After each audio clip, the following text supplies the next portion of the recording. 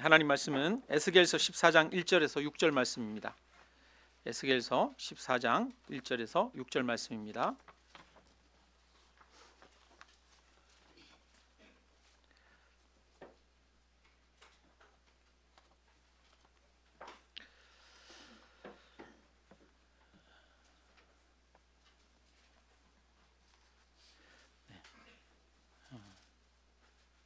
우리 함께 같이 한 목소리로 읽습니다. 이스라엘 장로 두어 사람이 나와 내 앞에 앉으니 여호와의 말씀이 내게 임하여 이르시되 인자야, 이 사람들이 자기 우상을 마음에 들이며 죄악의 걸림돌을 자기 앞에 두었으니 그들이 내게 묻기를 내가 조금인들 용납하랴. 그런즉 너는 그들에게 말하여 이르라. 나 주 여호와가 말하노라. 이스라엘 족속 중에 그 우상을 마음에 들이며 죄악을 걸림돌을 자기 앞에 두고 선지자에게로 가는 모든 자에게 나 여호와가 그 우상의 수요대로 보응하리니 이는 이스라엘 족속이 다 그 우상으로 말미암아 나를 배반하였으므로 내가 그들이 마음 먹은 대로 그들을 잡으려 함이라. 그런즉 너는 이스라엘 족속에게 이르기를 주 여호와의 말씀에 너희는 마음을 돌이켜 우상을 떠나고 얼굴을 돌려 모든 가증한 것을 떠나라. 아멘. 여러분 반갑습니다. 한 주간 동안 잘 지내셨습니까? 옆에 분들이랑 인사 나눕시다. 요번 주에 추웠는데 잘 지내셨습니까? 이렇게 한번. 날씨가 따뜻해지는가 싶더니 다시 이번 주엔 좀 추웠어요, 그죠? 오늘은 남전도의 헌신 예배로 이렇게 예배를 드리고 있습니다. 우리 교회에서 헌신 예배를 드린 적이 한 번도 없습니다. 오늘이 처음으로 드리는 헌신 예배입니다. 예전에는 헌신 예배를 많이 드렸죠. 그래서 주일 오후나 주일 저녁 예배가 있을 때 헌신 예배를 주로 드렸는데요. 우리 교회는 주일 오후 예배, 저녁 예배가 없잖아요. 그래서 헌신 예배를 드릴 마땅한 시간을 이렇게 찾지 못해서 굳이 헌신 예배를 드리거나 하지는 않았습니다. 그리고 또 헌신 예배를 드리고 싶다 이런 요청도 별로 없었어요. 그런데 남전도회가 이번에 헌신 예배를 드리는 그런 기회를 가지고 싶다 요청해 주셔서 또 기쁜 마음으로 오늘 이렇게 오전에 함께 헌신 예배를 드리게 되었습니다. 남전도회에서 이렇게 헌신 예배를 드리게 된 것을 참 감사하게 생각합니다. 요즘 교회들을 보면 남자보다 여자 성도님들이 훨씬 많잖아요. 우리 교회도 남자 성도님보다 여자 성도님이 조금 더 많아요. 그런데 많은 교회들이 보니까 여자 성도님들이 남자보다 2배 정도는 되는 경우가 참 많습니다. 그래서 여성들이 더 헌신적이고 또 종교적인 심성을 많이 가진 것처럼 그렇게 여겨지기도 하죠. 그런데 사실 절대 그렇지 않습니다. 우리의 현실은 지금 보면 이 남성들은 종교적 열심이 별로 없는 것처럼 그렇게 느껴지지만 원래 모든 사람에게 하나님이 하나님을 찾는 마음을 주셨습니다. 남자나 여자나 상관없이 하나님을 구하는 마음을 주셨어요. 그리고 옛날에는 남성 중심의 사회였기 때문에 종교 행사나 이런 것들도 남자 중심으로 대부분 이루어졌습니다. 유대인들이 나오는 유튜브 같은 것들 한번 보신 적 있는지 모르겠는데요. 유대인 절기 행사들, 유대인 회당 모습들 이런 모습들을 한번 검색해 보시면은요. 거기에는 남자들만 쫙 모여가지고 정말 뜨겁게 말씀을 읽고 기도하고 또 하나님께 예배하는 그런 장면들을 볼 수가 있습니다. 저는 유튜브에서 유대인들 축제 영상 보고 깜짝 놀란 적이 있어요. 아주 큰 넓은 체육관 같은 곳에 수백 명의 남자들이 있어요. 수백 명이 아니라 한 1000명도 넘을 것 같아요. 엄청나게 많은 남자들이 있는데요. 다 남자들이 저 오늘 옷 입은 것처럼 이 까만 옷을 입고 있어요. 유대인들이 정통 그 유대인들이 입는 옷 복장이 보면 까만 옷이죠. 까만 옷에 머리 이렇게 모자 쓰고 여기 구렛나루를 이렇게 길게 기릅니다. 그런 복장을 하고 수천 명의 사람들이 이 체육관 같은 데 모여가지고 축제, 절기 행사를 합니다. 절기 행사를 하는데 거기서 그냥 엄숙하게 절기 행사를 하는 줄 알았는데 그게 아니에요. 거기에는 남녀노소가 남녀가 아니죠. 남자들만 있고 노소가 다 있어요. 아주 백발이 되신 그런 수염이 하얀 할아버지들도 있는데 그런 분들이 그렇게 옷을 입고 남자들끼리 어깨동무를 하고 막 춤을 추더라고요. 막 앞으로 갔다가 뒤로 갔다가 춤추고 막 펄쩍펄쩍 뛰고. 저는 유대인 축제하면 축제 기간에 굉장히 엄숙할 줄 알았어요. 그런데 정말 그야말로 축제더라고요. 남자들이 엄숙하게 그렇게 보내는 게 아니라 하나님 앞에 마음껏 노래하고 찬양하고 뛰고 즐거워하면서 그렇게 절기를 보내는 것을 볼 수가 있었습니다. 그래서 이 사람들 안에 있는 그 하나님을 찾는 마음, 그 마음이 느껴졌어요. 그 뜨거움이 느껴졌어요.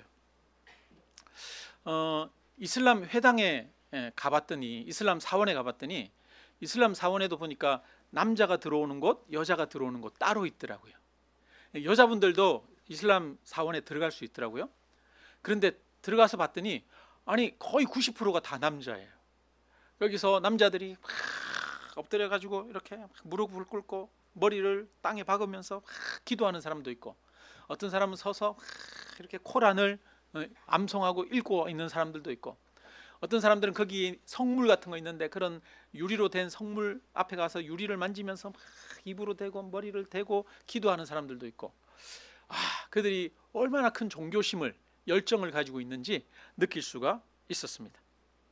그래서 원래 하나님이 남자나 여자나 모든 사람들의 마음에 하나님을 찾는 마음을 주셨습니다. 그래서 저는 우리 향남 아름다운 교회 우리 남자 성도님들도 이런 하나님을 찾는 그런 열정의 마음, 열심을 가지시기를 주님의 이름으로 축원합니다. 원래 우리에게도 그런 열심이 있습니다. 남성들에게도. 그런데 한편으로 세상에서 살아가면서 우리가 하나님을 향한 그런 열심을 가지기가 참 어려운 시대를 살아가고 있죠. 왜냐하면 우리가 기대하고 우리가 기대고 우리에게 즐거움을 주는 요소들이 정말 많습니다. 여러분 핸드폰 보면서 여러 가지 영상도 보고 또 컴퓨터도 보고 TV도 보고 또 어디 가면 뭐 놀러 갈 곳, 또 맛있는 거 먹을 것, 우리에게 기쁨과 즐거움을 주는 것들이 얼마나 많이 있습니까? 그래서 오늘날 정말 많은 우리를 유혹하는 만족거리들이 있죠. 그래서 그런 만족거리들을 찾다 보니까 하나님 안에서 만족을 찾고 하나님을 구하는 그런 마음들이 사실은 모두가 다 약해져 있습니다. 그래서 오늘날 시대 자체가 하나님을 향한 열심, 열정, 이것을 품기가 참 어려운 그런 시대입니다. 그러나 우리가 다시 그런 하나님 외에 다른 것에서 만족을 찾는 것이 아니라 하나님 안에서 기쁨을 찾는 그런 마음이 회복되기를 주님의 이름으로 축원합니다. 우리가 하나님께 헌신한다는 것은 마음을 바쳐 힘을 다해 하나님을 섬기겠다는 겁니다. 성경 속에 많은 헌신의 이야기가 있죠. 또 많은 신앙의 위인들이나 선교사님들, 또 자신을 헌신한 이야기들도 있습니다. 스데반 집사님 같은 경우에 보니까 거기에 가진 재산을 다 팔아서 사도들의 발 앞에 놓은 사람이 스데반이에요. 그리고 그는 또 유대인들의 돌에 맞아서 순교했잖아요. 순교하기까지 헌신한 사람들 이야기가 많이 있습니다. 또 한 여인은 자기가 가지고 있는 아주 귀한 옥합을 가지고 와서 그것을 깨뜨려서 예수님의 머리에 붓고 자기의 눈물로 예수님의 발을 적시고 머리카락으로 그 발을 닦은 그런 여인의 이야기들도 있습니다. 오늘날도 수많은 선교사님들이 하나님께 자신을 드려서 오지와 가난한 나라에 가서 복음을 전하고 있습니다. 우리는 그런 많은 헌신들로 인해서 지금도 예수 그리스도를 믿고 알게 되는 그런 복을 누리고 있습니다. 그런데 저는 오늘 성도님들께 이런 헌신을 이해하게 하고 싶지는 않습니다. 그것보다는 좀 더 기본적인 것들에 대해서 이야기를 나누고 싶습니다. 우리가 하나님을 섬긴다고 할 때 그 기초가 되는 부분을 먼저 생각했으면 합니다. 오늘 본문으로 돌아가서요. 본문에서 보니까 이스라엘 장로 두어 사람이 나와 내 앞에 앉으니 이렇게 말합니다. 1절에 여기서 내 앞이라고 하는 사람은 나는 누굴까요? 에스겔을 말하는 거죠.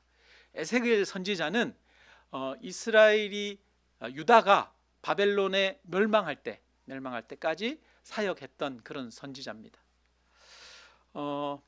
이 유다는 바벨론의 포로로 3번에 걸쳐서 끌려가게 되는데요. 첫 번째 끌려갔을 때 유명한 사람이 다니엘입니다. 다니엘. 이 사람은 첫 번째 끌려갔던 사람이에요. 그리고 나서 수십 년 지나서 다시 두 번째 포로들이 끌려갑니다. 그때 끌려간 사람이 누구냐? 에스겔입니다. 그리고 세 번째로 포로로 끌려가는데 그때는 예루살렘이 완전히 무너지고 유다가 멸망하게 됩니다. 우리나라도 이렇게 포로로 끌려갔던 이런 역사가 있죠. 임진왜란 때 일본 왜군이 와가지고 우리나라 사람들 많이 잡아갔죠. 특히 도공을 많이 잡아갔대요.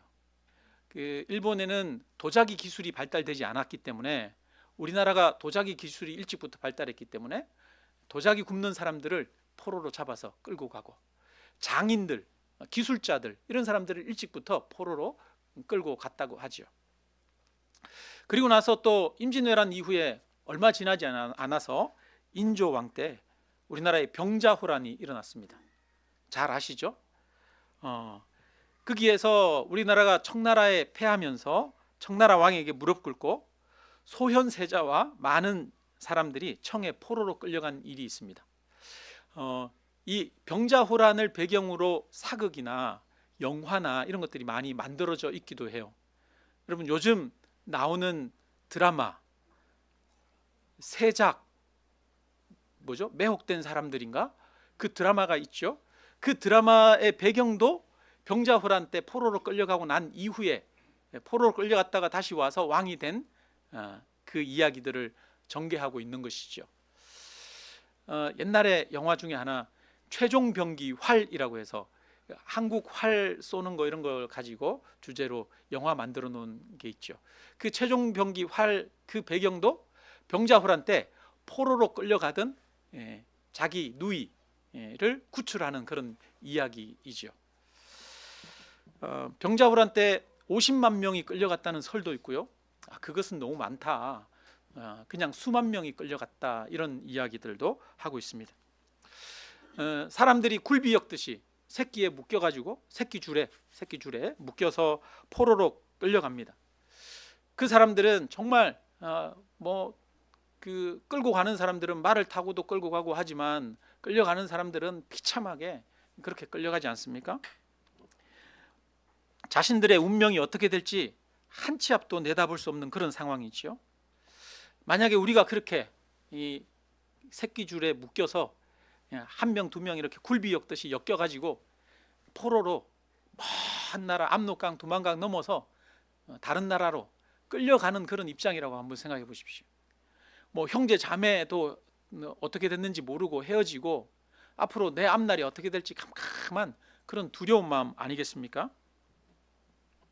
다시 고국으로 돌아갈 수는 있을지, 살아남을 수는 있을지, 내가 이제 포로로 끌려간 다음에는 어떻게 처신해야 내가 안전하고 살아남을 수 있을지, 그리고 어떤 수모와 고통을 당하게 될지, 모든 것이 불투명하고 불안한 그런 상황이죠. 이제 오늘의 상황이 그런 겁니다. 2차로 포로로 사람들이 끌려왔어요. 근데 그때 같이 끌려간 사람이 누구냐면 에스겔 선지자가 있습니다. 그 에스겔 선지자 앞에 누가 왔느냐 하면 이스라엘 장로 두어 사람이 나와, 이스라엘 장로들 대표가 이렇게 나와가지고 에스겔에게 묻습니다. 근데 하나님이 뭐라고 그러냐면 3절에 하나님이 3절에 우리 같이 한번 읽겠습니다. 인자야, 이 사람들이 자기 우상을 마음에 들이며 죄악의 걸림돌을 자기 앞에 두었으니 그들이 내게 묻기를 내가 조금인들 용납하랴. 내가 그들이 나한테 와서 묻는 그 이야기에 대해서 대답하지 않겠다, 이렇게 하나님이 에스겔에게 말씀하신 거예요. 내가 그들의 질문에 대해서 질문을 조금이라도 허용하고 용납하겠느냐, 이렇게 말씀하십니다. 그러면서 하나님이 요구하시는 것이 있습니다. 6절을 다시 한번 읽어보겠습니다. 그런즉 너는 이스라엘 족속에게 이르기를 주 여호와의 말씀에 너희는 마음을 돌이켜 우상을 떠나고 얼굴을 돌려 모든 가증한 것을 떠나라. 네. 하나님은 장로들이 듣고 싶은 대답을 해주지 않습니다. 이스라엘 백성들, 장로들이 궁금한 것은 다시 유다로 돌아갈 수 있을지, 유다는 앞으로 어떻게 될지, 우리는 포로로 끌려왔는데 나라가 위태위태한 상황인데 앞으로 어떻게 될지, 그리고 자신들의 앞날은 어떻게 될지, 포로로 끌려와서 바벨론에 적극적으로 협력을 해야 될지, 아니면 우리 독자적인 그런 것들을 지키면서 살아야 할지, 무엇을 하며 어떻게 살아가야 될지 너무 불안하고 그런 것들이 궁금했던 것이죠. 그래서 그런 것들을 알고 싶었습니다. 그런데 하나님은 장로들이 궁금해하고 알고 싶은 것, 그것을 하나도 말씀하시지 않습니다. 그리고 너희의 마음에 우상이 있다, 너희는 마음에 있는 우상을 제거하라 라고 먼저 요구하십니다. 지금 포로로 끌려간 사람들에게는 생존의 위기가 닥친 거지요. 지금 여러분 사느냐 죽느냐의 문제가 닥쳤습니다. 이것을 우리의 삶에 한번 적용해 봅시다. 우리의 삶에 적용해 본다면 지금 사업이 망했어요. 빚더미에 앉았고 절망 중에 있습니다. 어떻게 살아가야 할지 하루하루가 막막합니다. 그래서 하나님 앞에 나아가서 혼자 기도하면서 하나님 앞에 좀 도와달라고, 하나님 살아날 길을 좀 가르쳐 달라고 그렇게 기도합니다. 또 다른 경우를 적용해 볼까요? 이 사람은 건강을 잃었습니다. 아무것도 할 수 있는 것이 없습니다. 인생이 너무나 비참하고 고통스럽습니다. 하나님 앞에 나가서 다시 건강을 좀 회복시켜 달라고 기도했습니다. 자녀가 속을 썩이고 잘못된 길을 가고 있는 그런 사람이 있습니다. 부모님의 마음이 무너지죠. 가슴이 찢어집니다. 그래서 하나님 앞에 나아가서 하나님께 내 자녀의 인생을 붙잡아 달라고 간절히 기도합니다. 그런데 하나님은 내가 원하는 대답을 주시면 좋겠는데 내가 원하는 대답을 주시지 않는 거예요. 그러면서 전혀 다른 엉뚱한 말씀을 하십니다. 뭐라고 하시냐면 너 마음에 뭐가 있다? 우상이 있다, 이 얘기를 하고 계시는 거예요. 3절에 인자야 이 사람들이 자기 우상을 마음에 들이며 죄악의 걸림돌을 자기 앞에 두었으니 그들이 내게 묻기를 내가 조금인들 용납하랴. 너희 마음에 지금 우상이 있기 때문에 내가 너희의 기도에 응답하지 않겠다라고 말씀하십니다. 지금 사업이 망해가지고 죽느냐 사느냐 하는 판국에 하나님 좀 살려주십시오, 살아갈 수 있는 길을 좀 주십시오 라고 그러는데 하나님은 네 마음에 우상이 있다, 내가 그래서 너의 기도에 응답할 수가 없다, 하나님이 이렇게 얘기하신다는 거예요. 그래서 너의 마음에 내가 아닌 다른 우상을 버리라고 말씀하십니다. 너는 하나님을 하나님으로 인정하고 나를 섬기라고 말씀하십니다. 우리 11절 말씀을 같이 읽겠습니다. 11절 같이 읽습니다. 이는 이스라엘 족속이 다시는 미혹되어 나를 떠나지 아니하며 다시는 모든 죄로 스스로 더럽히지 아니하게 하여 그들을 내 백성으로 삼고 나는 그들의 하나님이 되려 함이라. 주 여호와의 말씀이니라. 아멘. 하나님, 주 여호와의 말씀이니라. 하나님의 말씀입니다. 하나님이 원하시는 것은 이스라엘 백성들을 하나님의 백성 삼으시는 겁니다. 하나님의 자녀 삼으시는 겁니다. 여러분, 자녀들은 누구를 바라보고 의지하느냐? 부모를 바라보고 의지하잖아요. 부모만 전적으로 바라보잖아요.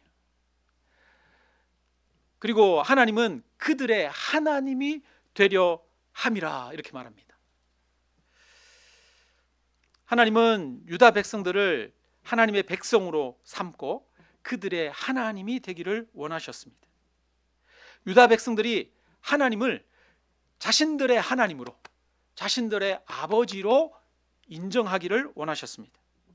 하나님의 전적인 주권을 인정하고 하나님만을 섬기고 하나님만을 구하기를 원하셨습니다. 하나님이 오늘 우리에게 원하시는 것도 이것이죠. 우리가 인생을 살아가다 보면 인생이 뜻대로 안 될 때가 많이 있습니다. 환난이 있고 어려움이 있고 고난과 고통, 아픔이 있을 때가 있습니다. 우리는 하나님 앞에 하나님 이 아픔, 이 고통을 없애주십시오 이렇게 기도하는데 하나님은 말씀하십니다. 너 고난, 너 고통을 없애주는 게 먼저가 아니라 너는 먼저 하나님을 너의 주인으로 삼아라. 너는 하나님을 하나님으로 인정해라. 너는 하나님을 의지하는 법을 배워라 라고 말씀하십니다. 하나님이 우리에게 아픔을 주시는 이유는 우리로 하여금 하나님의 백성이 되게 하려는 것이죠. 하나님이 지금 이스라엘 백성들을 포로로 끌려가게 하셨습니다. 그 포로로 끌려가게 하셔서 하나님이 이스라엘 백성들에게 요구하는 것은 무엇이냐면 그동안 니네가 무엇을 찾고 무엇을 구하면서 살았느냐, 정말 하나님을 찾고 하나님을 구하면서 살았느냐, 하나님을 섬기면서 살았느냐, 아니지 않느냐, 너희가 그동안 다른 것들을 섬기지 않았느냐, 그것을 깨닫고 하나님께로 돌아오라는 것이죠. 하나님은 우리의 주인 되기를 원하십니다. 그러므로 우리가 사업이 망하고 빚더미에 앉았을 때 먼저 해야 할 것은 빚을 해결할 방법을 가르쳐 달라고 하는 것이 아니라 재물이 나의 삶의 목표가 아니라 하나님의 영광을 구하는 것이 나의 삶의 목표입니다 라고 고백하는 것입니다. 하나님이 나의 주인이시고 하나님만이 내가 섬겨야 할 뿐이고 나는 하나님만을 구한다고 고백해야 합니다. 재물이 나에게 참된 만족을 주고 기쁨을 주는 것이 아니고 하나님만이 나에게 참된 위로와 평안과 만족을 주는 유일한 분이라고 고백하는 그 고백이 우리가 사업이 망했을 때 일어나야 하는 고백이고 하나님이 원하시는 고백이라는 것이죠. 자녀가 속을 썩이고 부모의 마음을 아프게 할 때 우리가 하나님 앞에 나아가서 먼저 해야 할 것은 내 자녀가 바른 길로 돌아오게 해달라고 기도하는 것이 아니라 내 자녀가 나의 중심에 있는 것이 아니라 하나님이 나의 중심에 있고 나는 하나님을 사랑한다고 고백하는 것입니다. 내 자녀를 내가 원하는 대로 되게 하는 것이 내 삶의 목적이 아니라 나는 내 마음대로 내 자녀를 이끌고자 하는 그 욕심을 포기하고 내 자녀의 주인 되시는 하나님 앞에 내 자녀를 맡긴다라고 고백하는 것입니다. 우리가 건강을 잃었을 때 기도해야 할 것은 건강을 회복시켜 달라고 먼저 기도하는 것이 아니라 내가 사나 죽으나 하나님만이 나의 주인이시고 나의 사랑이시고 나의 기쁨이시고 나의 소망이라고 고백하는 것입니다. 그래서 하나님은 아브라함이 100세에 얻은 아들 이삭을 모리아 산에 제물로 바치라고 말씀합니다.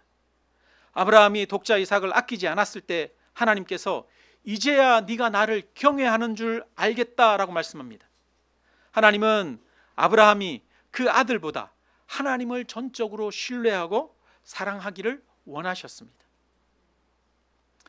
왜 하나님은 우리에게 너 마음에 있는 그 우상을 버리라고 말씀하십니까?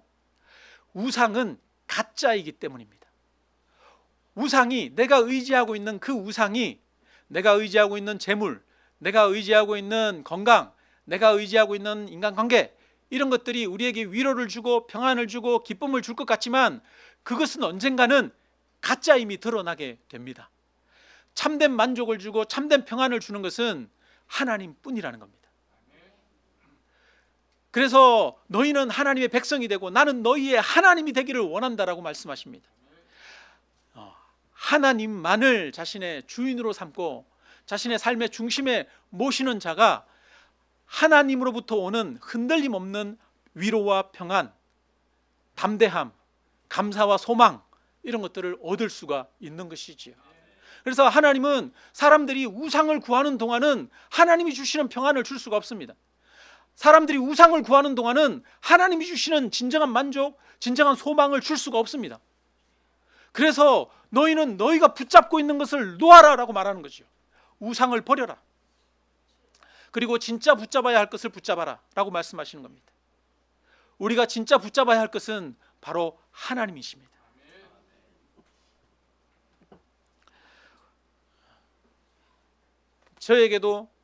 저도 교회가 성장하고 부흥하는 것이 기쁘고 즐겁습니다.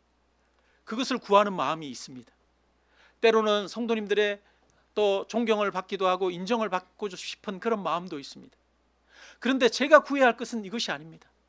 제가 구해야 할 것은 교회 부흥도 아니고요, 성도님들의 인정도 아니고요, 제가 구해야 할 것은 하나님이 원하시는 뜻을 이루는 것입니다. 하나님을 사랑하는 것입니다. 마찬가지입니다.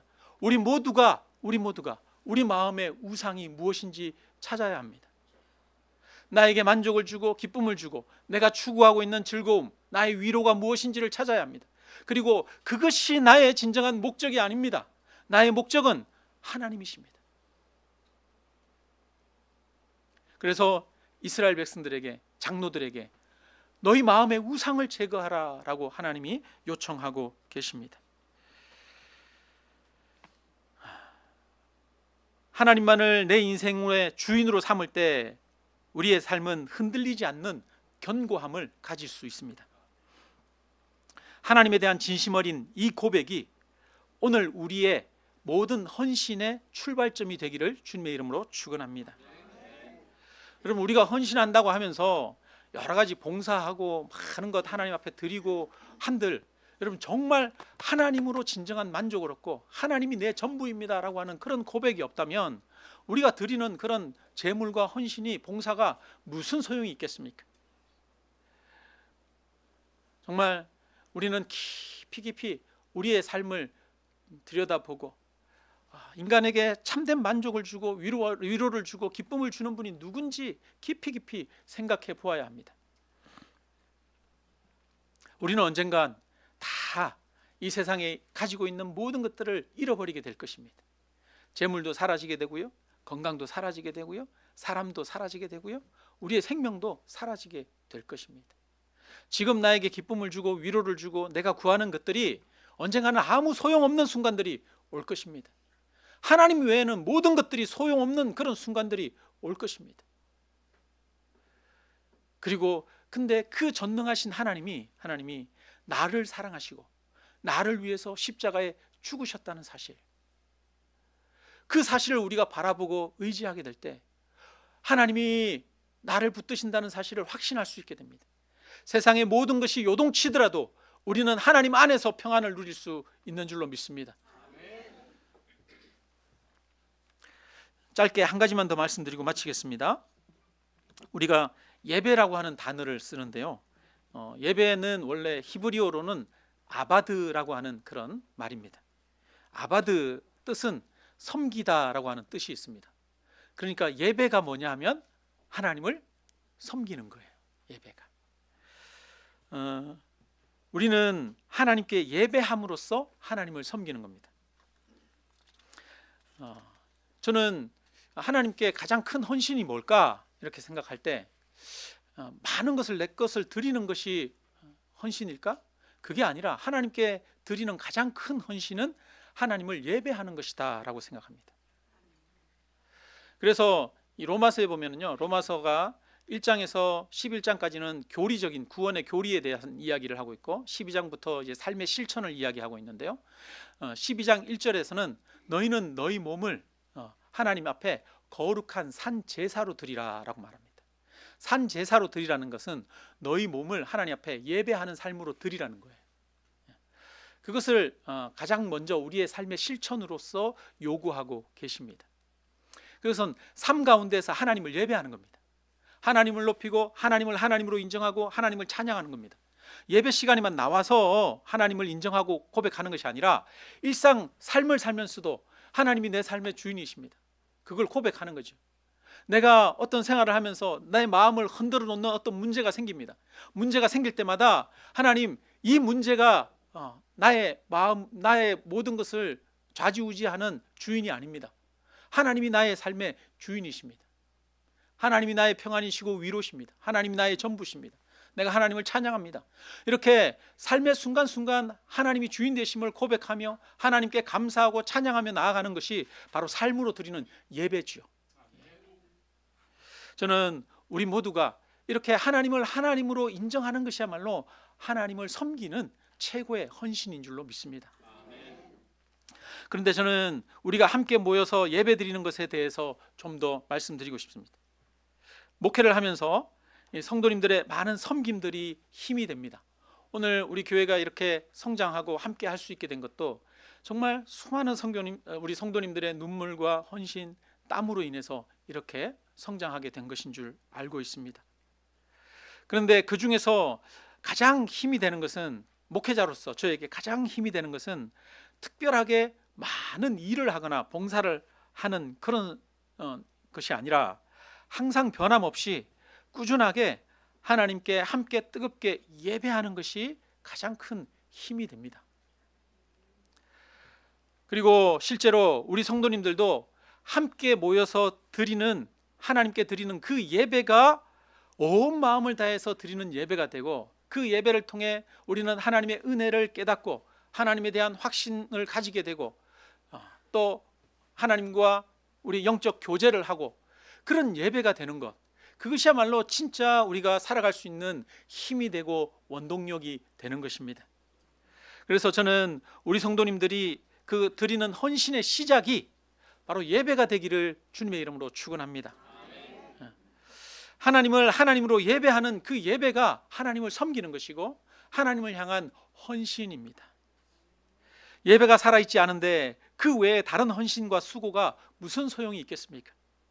그래서 우리 모두가 규칙적으로 변함없이 하나님을 뜨겁게 예배함으로 하나님을 함께 섬기는, 그리고 하나님과 교제함으로 하나님이 주시는 풍성한 기쁨, 은혜를 누리는 그런 저와 여러분이 되시기를 주님의 이름으로 축원합니다. 우리 함께